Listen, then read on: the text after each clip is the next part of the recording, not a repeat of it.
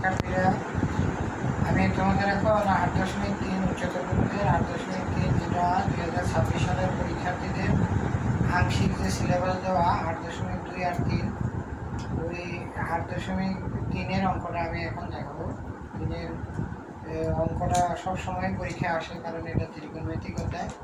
এখন দেওয়া আছে cos -25π/6। এটারে যদি আমরা কি জানি, প্রথম আগে এই অধ্যায়ের অঙ্ক করার জন্য এই চতুষ্কোণ সম্বন্ধে জানতে হবে। এটা অল প্লাসের ঘর, এটা সাইন আর কসেকের ঘর, আর এটা হলো কি, এটা হলো টেন আর কটের ঘর, এটা হলো কস অথবা সিকিউ। আরেকটা কথা বলা দরকার যে যদি কোন ধনাত্মক হয়, কোণের পরিমাণটা যদি ধনাত্মক হয়, তাহলে ঘড়ির কাঁটার ঘূর্ণনের বিপরীত দিকে ঘুরবে, অর্থাৎ এটা প্রথম চতুর্ভাগ বলা হয়। আর এটা হলো দ্বিতীয় চতুর্ভাগ, আর এটা হলো তৃতীয় চতুর্ভাগ, এটা হলো চতুর্থ চতুর্ভাগ। এখন এটা আগে জানতে হবে। তো আমরা আরেকটা কথা কি জানি যে কসের বেলায় যদি ভিতরে মাইনাস থাকে তাহলে মাইনাস উঠে যাবে, প্লাস হবে, অর্থাৎ cos of -θ। একটা সূত্র cos of -θ সমান cos θ প্লাস sec of -θ সমান sec θ প্লাস, অর্থাৎ ওই কারণে এটা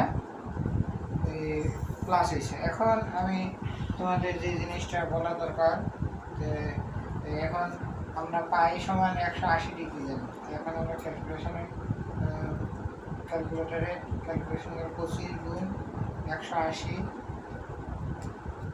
সমান ভাগ 6, 750 ডিগ্রি, cos 750 ডিগ্রি।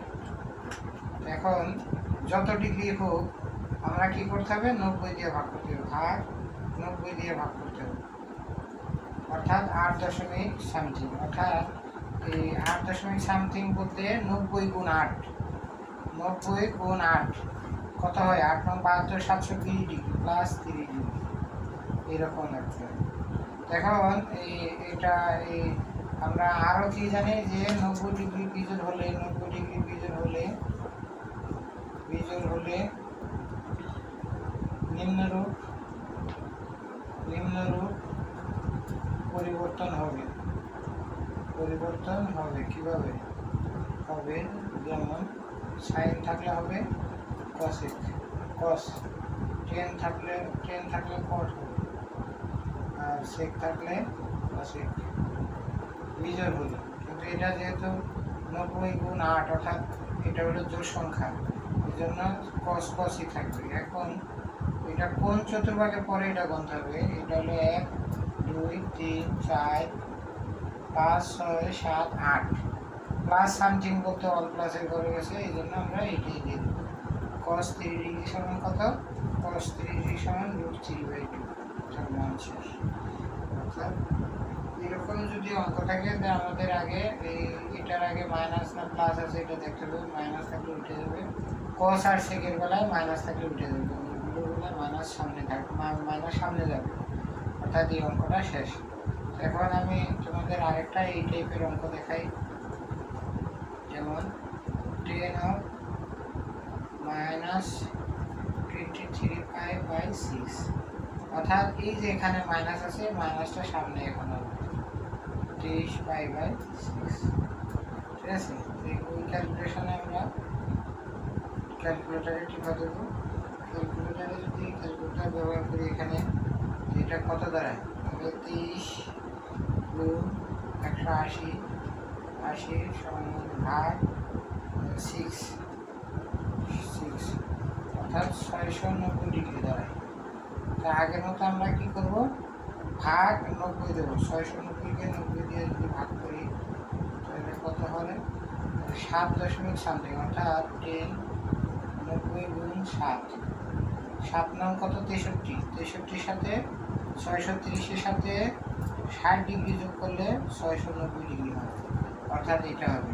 যেহেতু এখানে 90 ডিগ্রি বিজোড়, তাই এটা যেহেতু এখানে 90 ডিগ্রি বিজোড়, তাই এটা টেন না হয়ে এখন হবে কি কট। আমরা আগেই বলছি যে 90 ডিগ্রি বিজোড় হলে নিম্নরূপ পরিবর্তন 60 ডিগ্রি। এখন এটা কত নম্বর চতুর্ভাগে পড়ে এটা আমাদের গুনতে হবে। এটা হলো 7 নম্বর চতুর্ভাগে।